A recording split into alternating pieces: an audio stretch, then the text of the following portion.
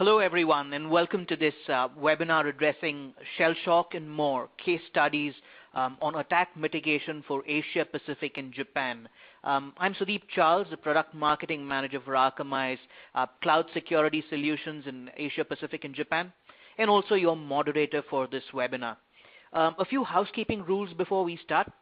All lines will be muted during this webinar, so please do make use of your Q&A interfaces to key in questions that you may have. We will answer questions at the end of this webinar. You also do have access to some good resources in the form of the Akamai State of the Internet Report, the Prolexic Global Attack Report, and also the complete guide to multi-layered web and data center security. So please do feel free to download the same at your convenience during this webinar. At the end of this webinar, though, we would request your feedback and thoughts, and this will be via a survey, so we request your inputs then. Today, though, we have two distinguished speakers.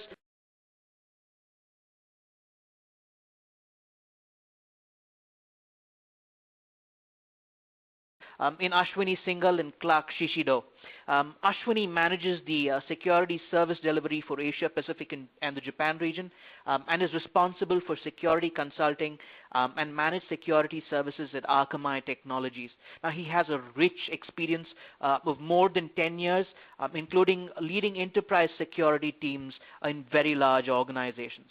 Clark Shishido is a member of Akamai's Customer Security Incident Response Team, or CSIRT. Over the last 15 years, he has held multiple security and systems administration positions within Akamai and also Cotendo, and also a large number of other organizations as well. So without further ado, I'll hand this over to Ashwini to take you through the agenda and also to take this webinar forward.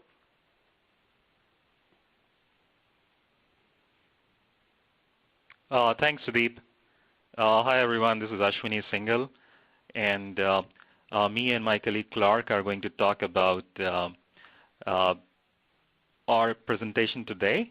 So just to give you a brief idea of what we are talking today, we will talk about the threat landscape globally and how Asia Pacific fits in. There have been few security incidents in Q3, like Shellshock, which came to the focus last month, and it's quite a serious vulnerability, so we'll talk about that. IP table kind of came in Q3. It's quite in a nascent stage, but it's growing, and it has kind of led to few large attacks, so we'll talk about that too. There are some large-scale DDoS attacks which we have seen in APJ, and these were some of the largest attacks that we have seen so far. So we'll kind of go into those attacks in a lot of detail and talk about the specific attack payloads, the specific attack signatures that were targeted, and the mitigation action. Then we'll finally talk about the APJ DDoS trends in 2014 of this year, how we are trending forward. And finally, we'll have a chance where you can interact with us and ask questions. So without waiting further, let's start the presentation. All right, so let's take a look at the global view of the DDoS attack today. The graph that we are looking at is based on the data collected over our Prolexic platform, and it was collated by our PLX CERT team.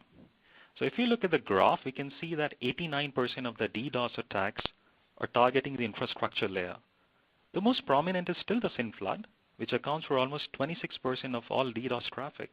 Now we know that this is a very simple attack, and most hardware-based firewall device can pretty easily identify the attack signature and block it out. However, what we are seeing is the huge volume of attack.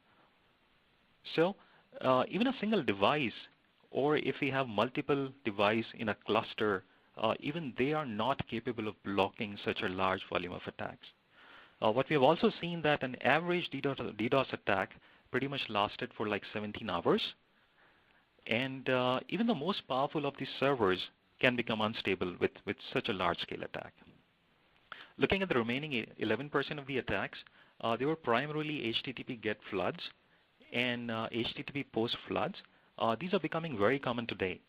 I mean, looking at the diagram, they look pretty less in number, but then these attacks are very sophisticated, and they are very difficult to block without a proper fine-tuned web application firewall device.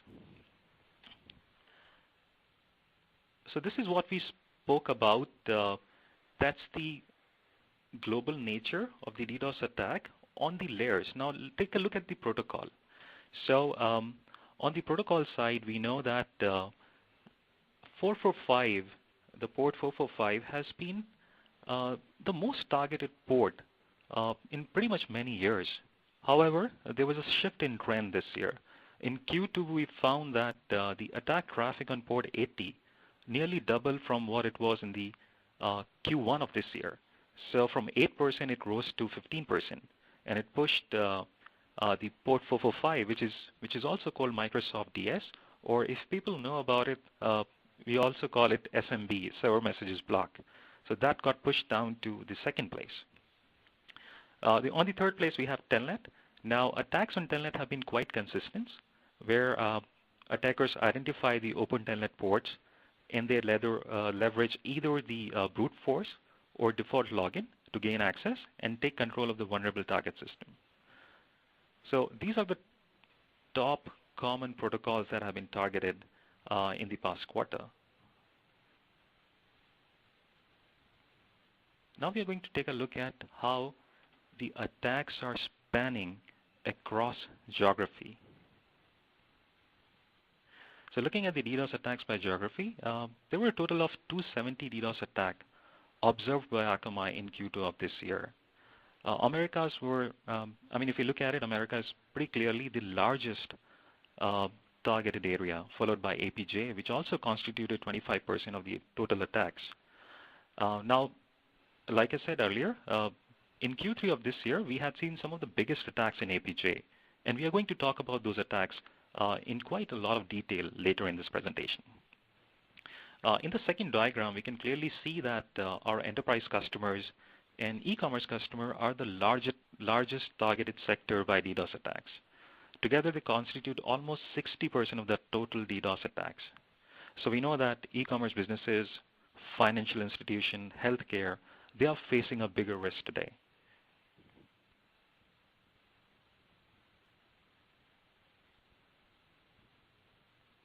Moving on to the next slide. Now, where are these attacks coming from? On an average, the attack traffic is actually coming from like 160 to 180 countries on our planet. The one listed here are the top 10 countries of them. Now, this is a very interesting figure to look at because out of the top 10 countries listed here, 5 of them are in Asia. And out of the top 5, 4 are from the Asia region. So it's quite an interesting figure because we know that there is quite a lot of malicious actor pretty much resident in this region. Or the second thing could be we might not have a lot of attackers and hackers based out of these countries, but the region might likely have a lot of compromised machine which are acting as a bot with command and control center outside Asia. So if I'm running a business, small, large, or medium-scale business, it does not put me at ease knowing that there is such a large footprint of attack sources right around me. I have to really ensure that I'm safe.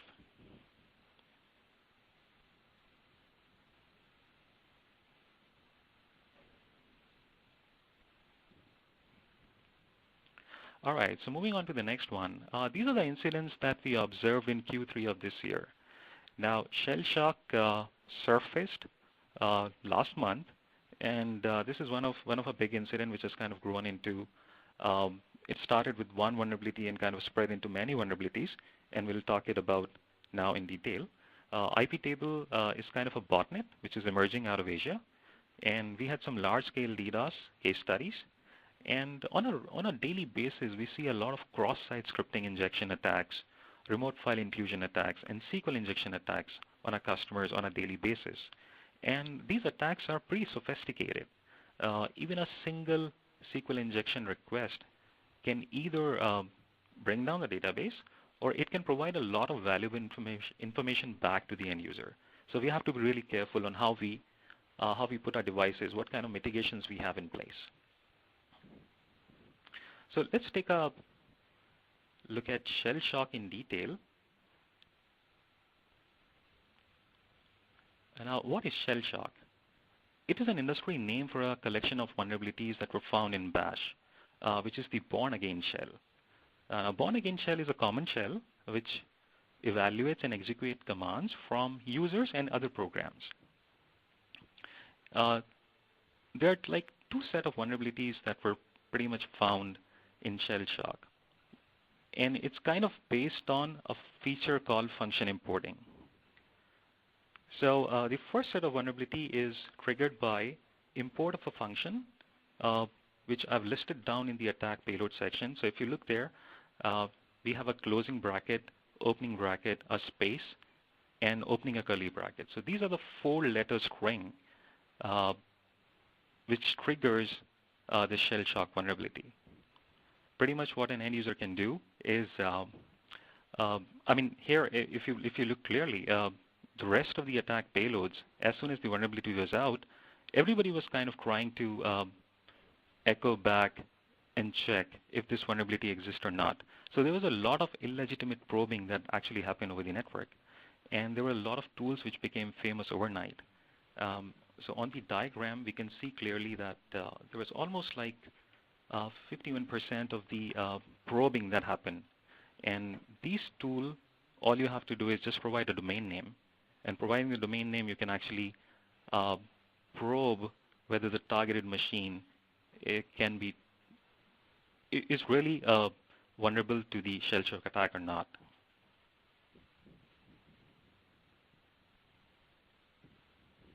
So what are the mitigations in place against this kind of attack?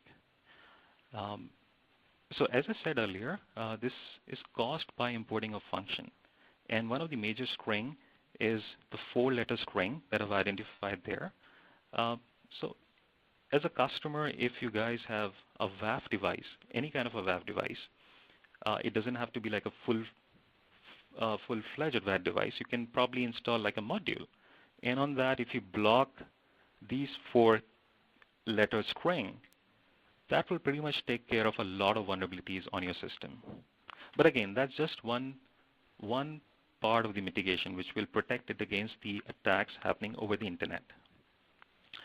One most important thing is to update and ensure that the machines are running the latest patches. Switching to an alternate shell could be a good option because so there's another shell called Dash shell, which is by default provided in Ubuntu and Debian system, and it's present under /bin/dash. So that shell pretty much completely removes this vulnerability where the Shellshock is kind of fully isolated. If you're running an SSL server, a good idea would be to ensure that non-administrative users don't have access so that the administrators who are pretty aware of the functionality and vulnerability, only they do the required function, and everybody else, their access should be disabled. And finally, for a web application, you can disable the CGI functionality, which makes a call to the shell. And this could be just a short-term measure, but then again, this could be pretty effective, unless we have proper fix in place. Now, this is a vulnerability which is still growing, and every day we hear new attack signatures coming out of it. So mitigating against this vulnerability will be quite important. And some of these mitigation strategies would be very useful. Now, when this vulnerability was it surfaced last month, Akamai also took immediate and prompt action. And we created custom WAF rules. So we created like 2 or 3 WAF rules which were blocking out the attack signatures, so primarily looking at the 4-letter string, and any attacker trying to probe or trying to actually inject a code would have been blocked out right there and then. Akamai came earlier this year with a new rule set called Kona rule set. We also call it KRS.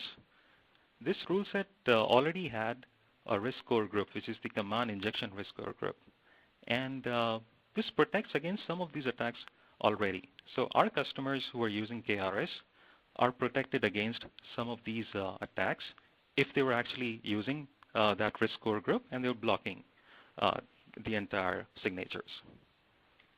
Now, in conjunction, uh, we have another product called SiteShield. Now, this product alone will not work. So, along with Akamai platform, SiteShield can ensure that if the requests are hitting the origin correctly, that will be blocked out completely. But this is not a feature which will work in silo. It has to work with other Akamai protection mechanism in place. And then Akamai platform itself follows RFC very strictly. And we do HTTP normalization of the requests which are coming in. So anything which is not legit is blocked out there and then. So this actually helps block some of the attack vectors which are part of the request method headers. Now, looking at the next attack, which kind of utilized a botnet, which surfaced out of Asia. So we call it IP tables or IP table X. This is a botnet which was the command and control center is likely to be hosted somewhere in China because we found 2 IP addresses. And looks like they were sending a lot of commands to all the botnets spread in Asia and rest of the world.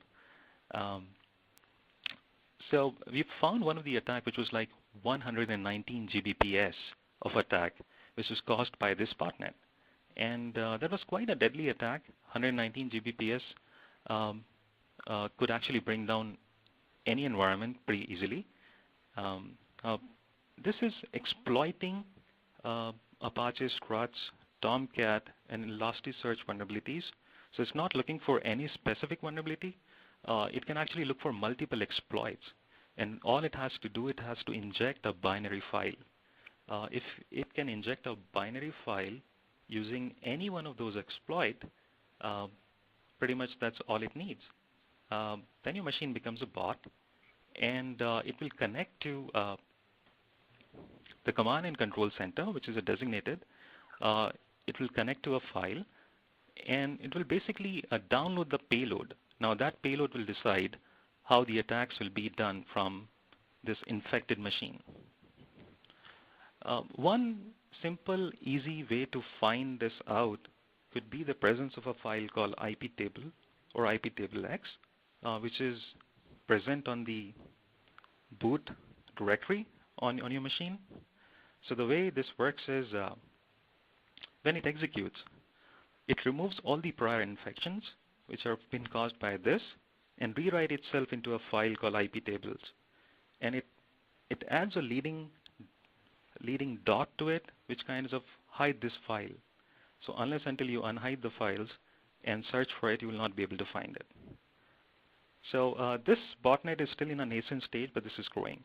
And the attack which I spoke about earlier, the 119 Gbps of attack, that was quite deadly. And we think that this botnet will still grow. So this is something that we have to watch out for. Now, what are the mitigation against this kind of attack? We need to ensure that we are hardening our server. If there are any unused ports and protocols, they should be blocked down. We have to make sure we are running all the patches on our server. Antivirus will be quite useful because when the binary file is injected using a remote code execution on the machine, antivirus vendor have developed a signature where they can actually detect this infection, and that can be blocked right there and then. The other so let's say if I'm a server and I have to check if this bot is actually making a lot of requests on my machine. I have to ensure that I have a rate control mechanism in place where I'm blocking down a lot of requests. As a host, a great indicator is this will slow down your machine, and you will see like intermittent network outages. So then if you see that your machine is kind of slowed down in the last few days, then a good idea would be to actually search for IP tables file and see if it exists on your machine. If it exists on your machine, then our PLX CERT team has created a bash command. You can run that bash command on your machines, and it is going to clean that infection. But just cleaning the infection is not enough. You have to ensure how that vulnerability actually, how that file was injected. So you have to look for the exploits which are present on the Apache Struts, Tomcat, or whatever server you're running, and you have to actually patch those exploits.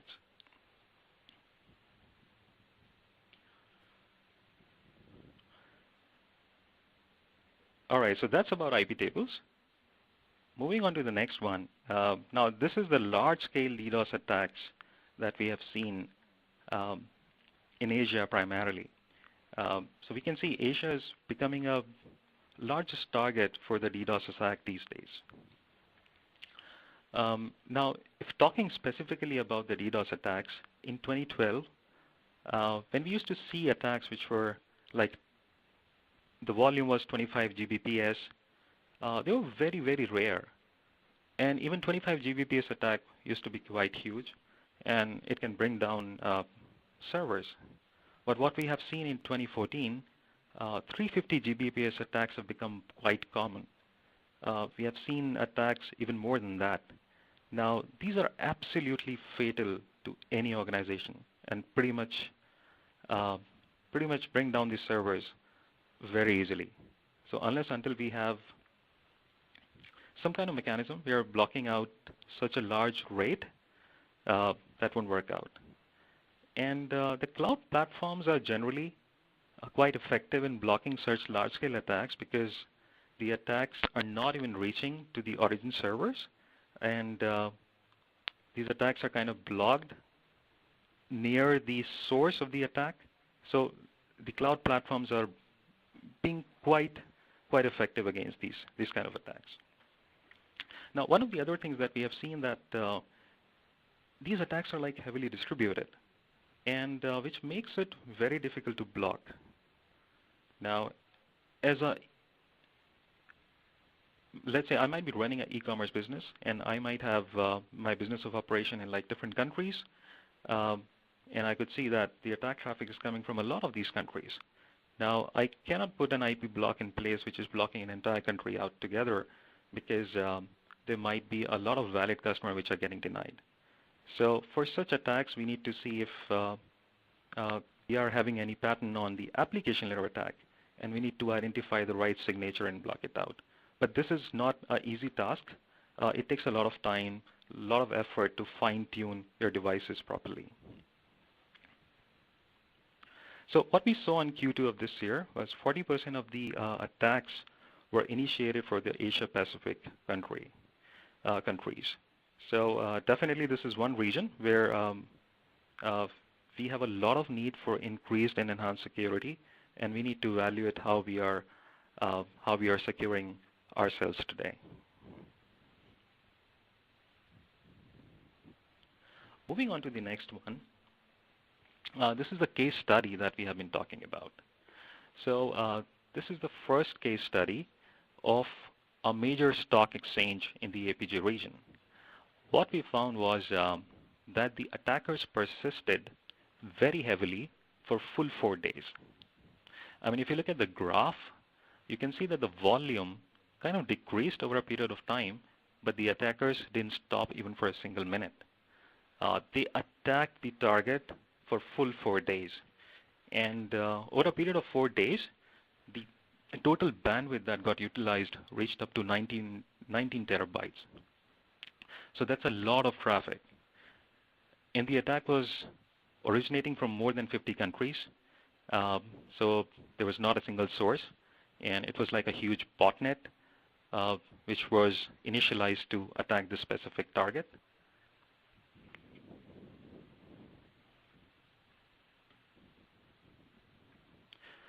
So the list of countries are listed. Pretty much this is a list of countries where the attack originated. So we could see that it was kind of initiated globally, and it was one specific target in Asia. When we identified this, we realized that we are pretty much blocking out the 100% of the attack traffic, because for this customer we had rate controls in place that were blocking out all the DDoS traffic. At the same time, the attack signature were using some known bots which had curl and wget request. So we're blocking out all those attacks. So when we reached out to the customer, we found out that this customer wasn't even aware that they were under attack for 4 days. And it was a huge volume of traffic, so which we blocked out completely near the attack sources. Now, I will hand it over to my colleague Clark, and he will talk about in detail on the technical aspects of this specific attack. Thanks, Ashwini. Clark, over to you. All right. Thanks, Ashwini. Okay, as he said, this was a very large attack, and what was interesting is that our rate controls and our bot detection rules were able to block the request. Our bot detection rules, one of them checks for known user agents of well-known bots, and this includes wget and curl, which are just command line utilities very common on Linux. And the attack itself used these same predictable user agents over and over and over, so that our WAF automatically started categorizing them as malicious traffic because they were making so many requests. Also, they were using a technique called cache busting, where they're attempting to download lots of search pages in order to attack the origin. Because searches take up origin resources and database connections, this is a common tactic to try and either take down or slow down a origin server. And you can see in the cache busting line there's a question mark with a Q equals A, and that's just a random string where the Q equals A is a query parameter attempting to make a dynamic call. A lot of caching technologies, simple caching technologies, will attempt to cache the entire URL, but when they see a question mark, they won't cache the URL. But in our case, because we have lots of experience with detecting these kinds of attacks, we were able to block this traffic. We also saw lots of SYN flood and TCP attacks against ports 80 and 443, which of course are HTTP and HTTPS.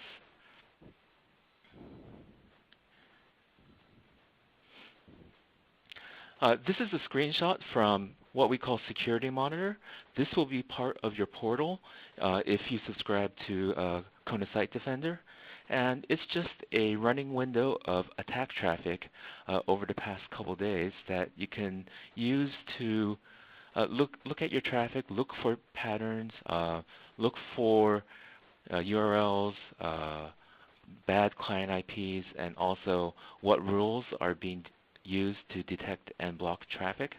And the yellow line, which you see here in the upper section, not the bar itself, but there's a section behind the blue background, and that's the number of requests that we blocked.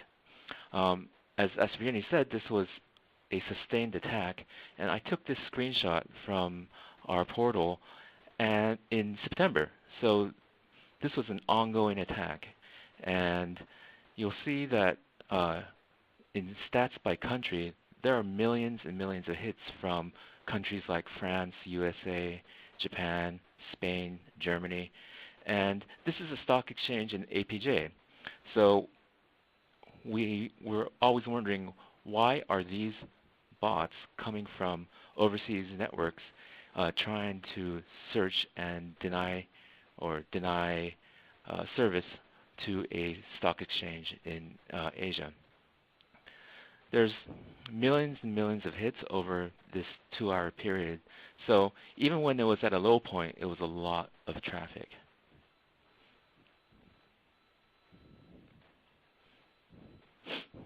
And Ashwini already showed you the slide, but I blew it up just so you can read it. And this is some of the countries where we saw the attack traffic from. And I wanted to point out that when we started doing research on the actual source of the IPs by looking at their reverse DNS and their WHOIS records and doing trace routes back to their networks, we found that a lot of these IPs were in hosted data centers, so that these weren't end user machines that were compromised, but these were machines that were leased and or rented or were part of a botnet that attackers knew that they wanted good quality bandwidth from these data centers, so that by using these servers in well-connected ISPs, they were able to launch large amounts of traffic with no worries about using up the uplink speed of the attacking machine. And we're finding that this is more and more common. We find that AWS servers or Azure servers, Rackbase, any company that offers hosting services has a sizable amount of these botnet servers that participate in attacks. And because these are so well connected, unless you have a very large budget to spend lots of money on uplinks, you will not be able to outspend these data center companies that offer it as their primary service. And you'll see a lot of European and international companies that have nothing to do with APJ. There's one especially interesting one here called Trinidad and Tobago, which is a small island country in the Caribbean. So you know that these people are, one, organized, and they have lots of resources, and they're able to rent and or take over a lot of servers in order to launch these attacks. But at the same time, because we know that they're using very static user agents, they weren't very sophisticated in that regard. So they have lots of resources, but it's not very sophisticated in terms of an attack, because they use the same request over and over again, and we were able to block that traffic.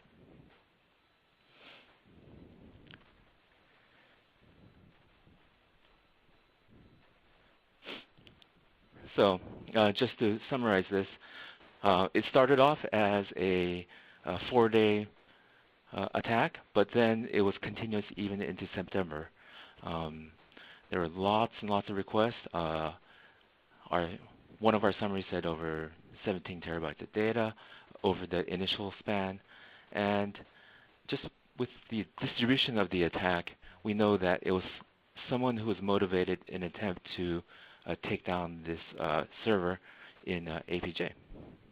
And I just want to emphasize that, as Ashwini said, the customer didn't know about this attack, because our automated rate controls and our bot detection rules were able to block the traffic without the customer having to go in and create WAF rules to block this attack.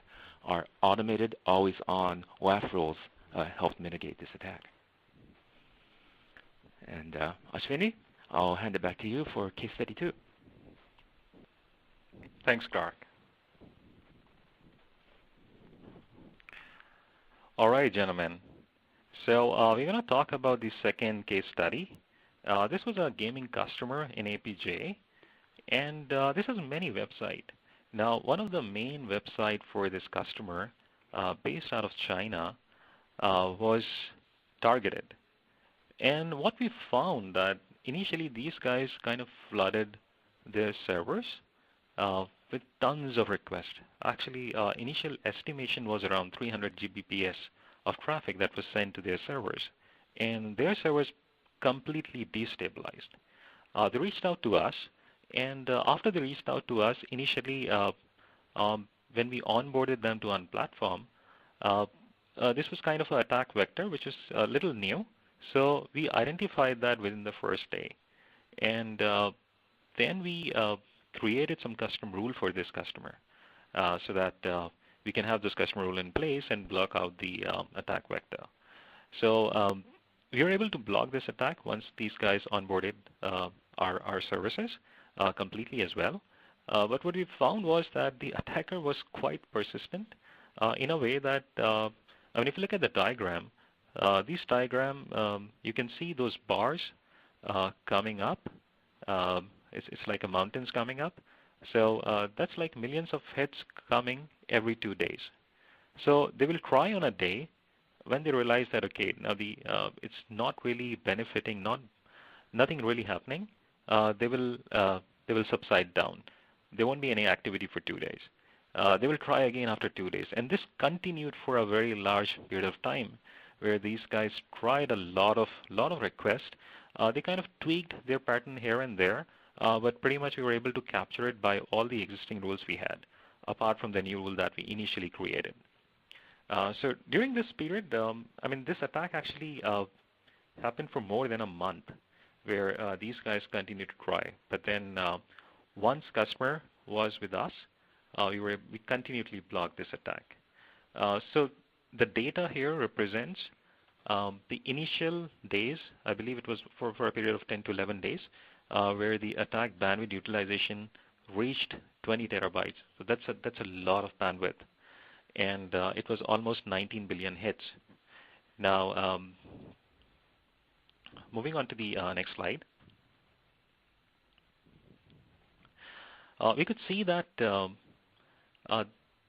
99% of the attack traffic was originating from Asia itself, and 90% of those traffic was from China alone. So this was a customer based out of China and primarily targeted by bots or compromised machine in China. And some of the other traffic was from nearby areas in Asia.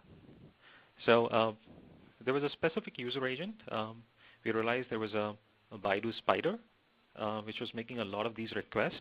So we blocked that out in the initial phase. At the same time, we realized that there was some older browser, or at least a user agent which looks like an older browser like Mozilla 4, making those requests. So again, we were able to block that out in the very initial phase. And these guys were trying to randomize query string parameter.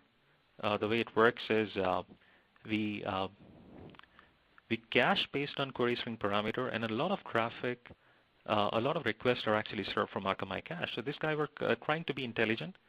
They were trying to burst the cache in Akamai by randomizing query string parameter. So with a / and question mark, they will add a random query with a random value. But we kind of noticed that again on the very first day, and we put a mechanism in place so that we stopped busting our cache, and pretty much a lot of content we started serving from our cache once the traffic started flowing through Akamai. So what helped here was rate controls. We also put IP blocks for specific countries that our customer informed that they don't have a business with that specific country, so we blocked it out. And then we created some custom rule with very specific signatures. And then we already had a lot of application layer attacks. So like I said earlier, these guys are trying to modify the attack signature here and there, trying every 2 days, and we continued to block it out pretty much. So Clark, you can talk about the technical details now. Okay, thanks. Okay, another interesting thing we saw about this attack was that after the HTTP level attacks, where they were flooding the requests with cache busting techniques and SYNAC attacks onto port 80 and 443, after those were unsuccessful, we found that they switched strategies. They did some reconnaissance and looked at the customer's DNS infrastructure, and then started doing DNS flooding attacks as well. So what this tells us is that the customer, or I mean the attacker, was checking to see how effective their botnet was against this customer's website. And we also started doing some research on the IPs that were being detected in the HTTP attack logs, and as Ashwini mentioned, they were using specific user agents. What we found interesting is that even though they were using the Baidu Spider user agent, when we did research on the actual IPs with traceroutes and whois lookups, we found that they weren't in Baidu's IP address space, so we knew that they were spoofing this user agent. So they were trying to hide their tracks, even though they were mostly from China, and trying to impersonate a spider, because a lot of customers allow spiders from known search engines so that their websites are indexed properly, especially for SEO optimization. So we find that a lot of times they'll try and use known search engine user agents in an attempt to bypass rate controls. But of course, we can detect and block on this as well.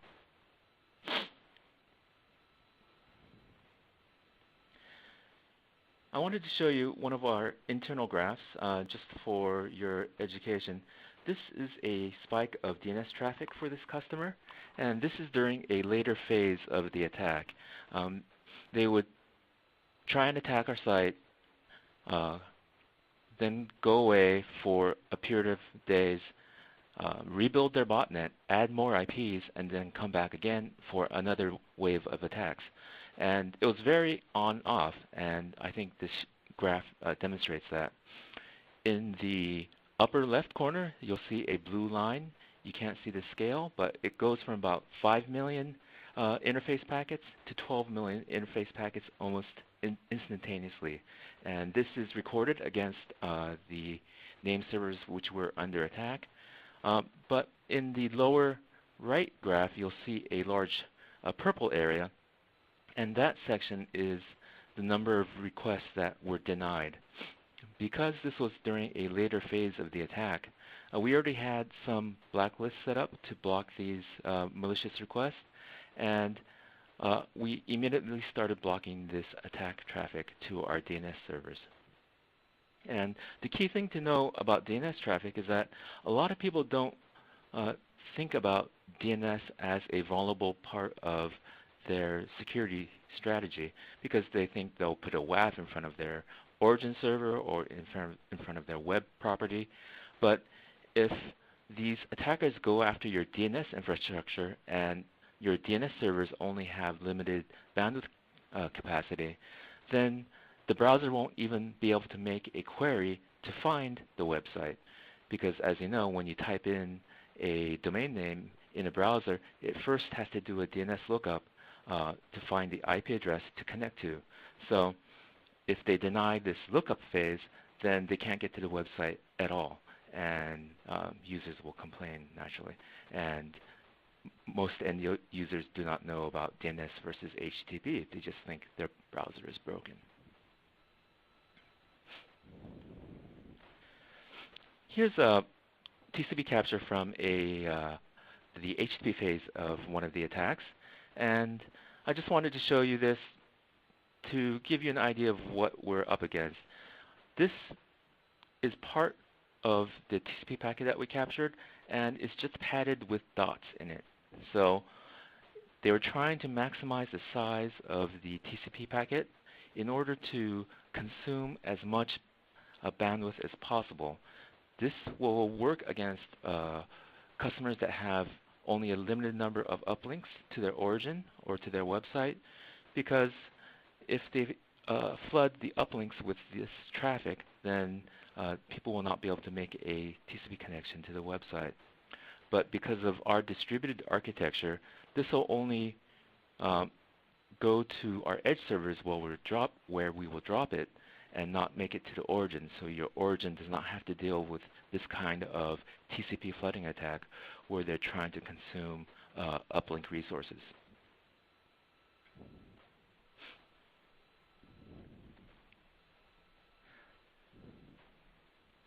And I just want to talk about another case study in APJ that we observed earlier this year in Q3. And this was a website in APJ that hosted some political content, and the publisher came under attack. First with the DNS flood, again, to try and deny access to the website by preventing people from making lookups to connect to the website itself. And they're using just brute force attacks from servers around the world and in Asia. And what I found interesting about this attack was there was no attempt at spoofing. Usually in DNS flood attacks, people will try and spoof the source IP address so that they don't have to worry about response traffic or denied traffic coming back to the attacking machines. And this is often known as a reflection attack. But in this case, for the DDoS that we saw, there was no attempt at spoofing and reflection.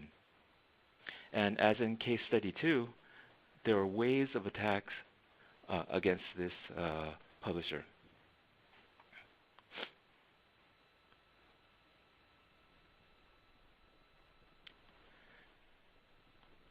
And here's some redacted examples of where we saw this traffic coming from. And you'll see several repeats of some cities just because I only removed the IP addresses but left the city and country names in. And you'll notice that there's Chinese cities and then a lot of European and US and some in Japan. And what was interesting about this attack is that, like case study 2, a lot of the traffic from China appeared to come from end user machines, while the traffic from international locations were coming from servers in hosted data centers.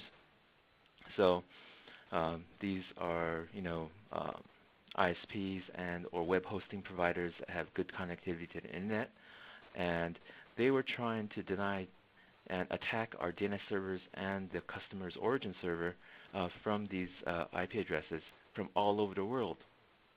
So even though the publisher, who's based in APJ, only served APJ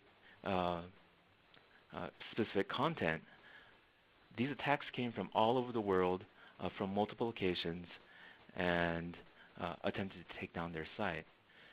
So that even if you have a locally hosted and local only website, you still have to think of website security in international terms, and you have to try and block the traffic at the edge as soon as possible before it reaches your origin.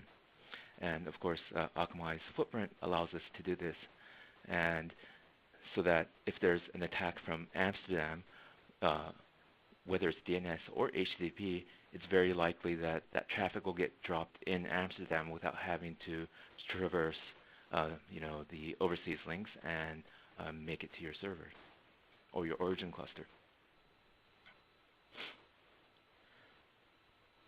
And I can't talk much more about this case, but I wanted to, here's one more slide, excuse me. Here's a packet capture again during this attack. And again, this is using a similar strategy but with a different payload. They're attempting to use very large size packets, this time with A's, to make the packet as large as possible. And for those of you who are network engineers, you'll see IP proto-255 in the first line, and that isn't TCP or UDP at all. So it really is a junk packet attempting to clog the pipes of the internet. And they make no attempts to mask that this is a malicious, bogus IP packet. So again, trying to maximize the packet size and use a little known protocol or a protocol that's not even defined yet. They're trying to get around pre-existing rules that might filter based on UDP or TCP traffic and try and find vulnerabilities in networking equipment or find ways around filters that a lot of ISPs use in their networking equipment to protect their uplinks.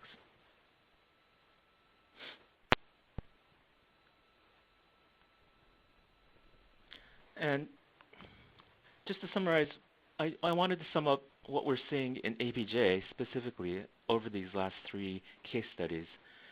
And compared to the US and Europe, I'm seeing more brute force attacks in APJ.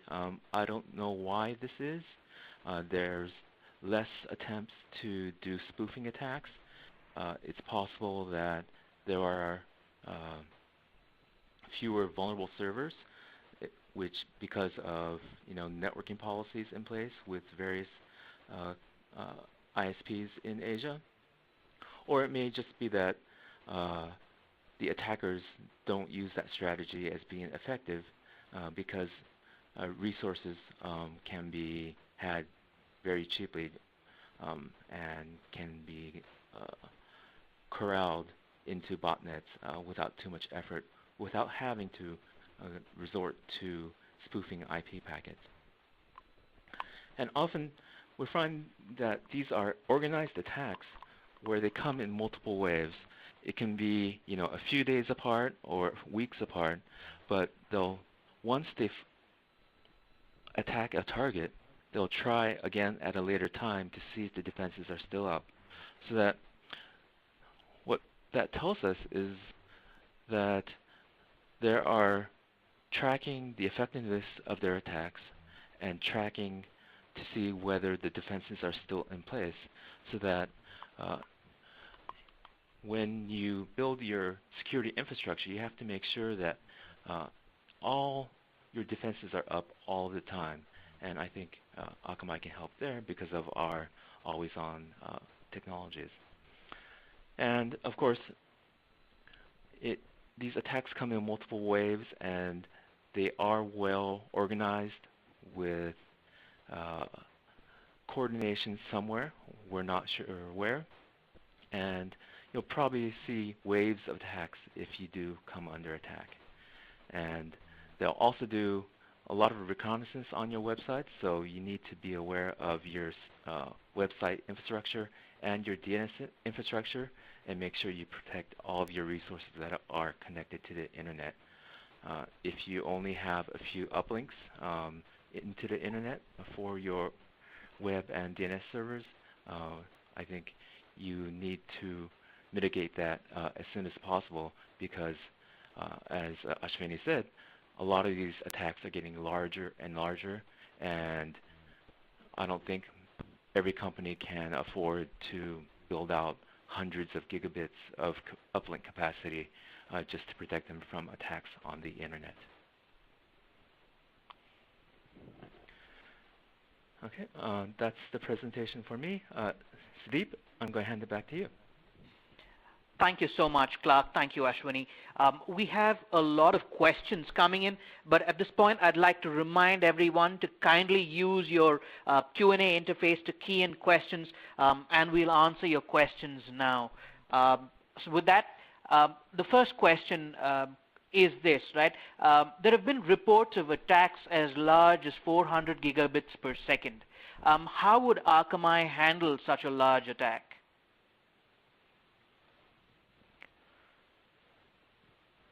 Okay, so I can take that one. Go ahead, Ashwini. All right. So Akamai has a very large footprint over the internet, and we have our server, we have our intelligent distributed platform. Now, the benefit of this distributed platform is, first of all, we have thousands of servers which are located in different geographies around the world, thousands and thousands of these servers.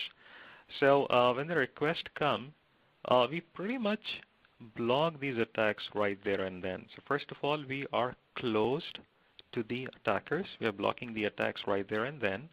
And because these attacks are large, but they are not hitting our same servers at the same time. So these are distributed attacks, and that's why they're like reaching up to 400 gigabits per second. They're hitting thousands of our servers. And these servers in itself are like pretty much like supercomputers. And because so many of our servers are fighting against these requests, they are blocking it right there and then. So I would say that it's pretty much our highly distributed intelligent platform that help us mitigate against such large attacks. Sure. Clark, would you like to add to that, or we go to the next question? I think the only other point I would make is that our capacity is always increasing to handle the increasing amount of internet traffic, and at any given time, we have about 15 to 30% of the internet's global traffic on our network. Sure, sure. So the next question asks, how much visibility can you provide on or after an attack on characteristics of the attack, so we're better prepared for future attacks? Yep, I'll take that one. I showed a screenshot of Security Monitor, which is part of the customer's portal. And in that portal, there's several panes where you can see statistics based on the URL, user agents, and also the rules that are being hit in order to detect and or block the traffic. A lot of these rules, will detect for cross-site scripting or SQL injection, command injection. Also, you'll see IP addresses that are making too many requests, and our rate controls will kick in and start blocking traffic automatically. And you can use our security monitor to see which IPs are requesting excessive amounts of traffic. Sure. We've got more questions, but I'd like to remind everyone to use your Q&A interface to key in questions, and we'll answer them as well.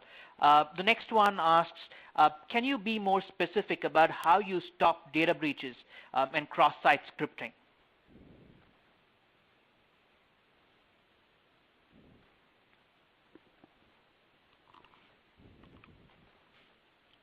Okay, I can take that one as well. We can detect cross-site scripting because we have well-tested rules in our WAF product, and you can set up alerts so that you can detect when there are cross-site scripting attempts to your origin. For SQLi, we have similar detection rules so that you can see who is trying to use SQL injection and or cross-site scripting to penetrate your website and extract data from your web servers. Sure, sure. So our next question asks, how much of a performance slowdown will we experience while your defenses are turned on?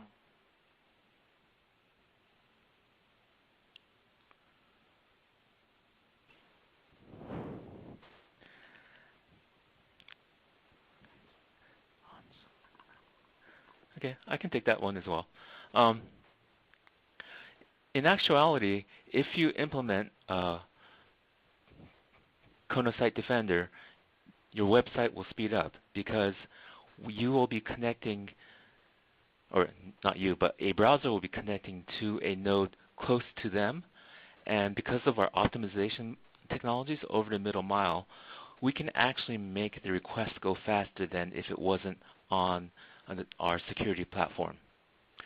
So a lot of people find this nonsensical because how can you make it faster by implementing a technology that filters all traffic for HTTP? But what we're doing is that because of our optimization technologies over the middle mile and the fact that the browser is connecting to a Akamai node close to them, we can reduce latency to the origin and optimize that traffic to more than compensate for the overhead of WAF detection.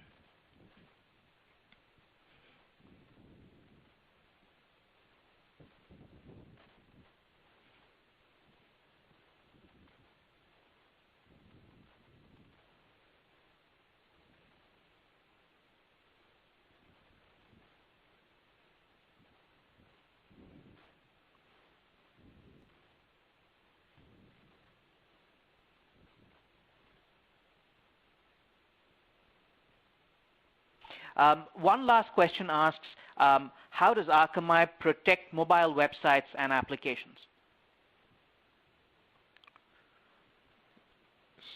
So I can answer that. I mean, we have a product where we actually can detect the mobile websites, and pretty much the defenses are the same what we have for our other applications. So any traffic which is going through Akamai, if they are using our security services, we do the same defenses there. Sure. So thank you, everyone. We are at the top of the hour, but before we wind up, I'd like to request you to provide us with your feedback in the form of a survey that is now live. So please do provide us your thoughts, your feedback. It'll help us in our efforts to educate you going forward. I'd also like to remind you that we have some good resources in the form of the Akamai State of the Internet Report, the Prolexic Global Attack Report, and also the complete guide to multi-layered web and data center security. So please do feel free to download the same. They're all available to you at this time. If you have more questions or if you would like to know more about Akamai's cloud security offerings, please feel free to reach out to us at sales-singapore@akamai.com. That's sales-singapore@akamai.com, or feel free to call us at +65 6593 8717. That's +65 6593 8717. I'd like to thank you for your time today. Please do reach out to us if you have any questions. We'll be happy to answer. Have a good rest of the day. Thank you so very much.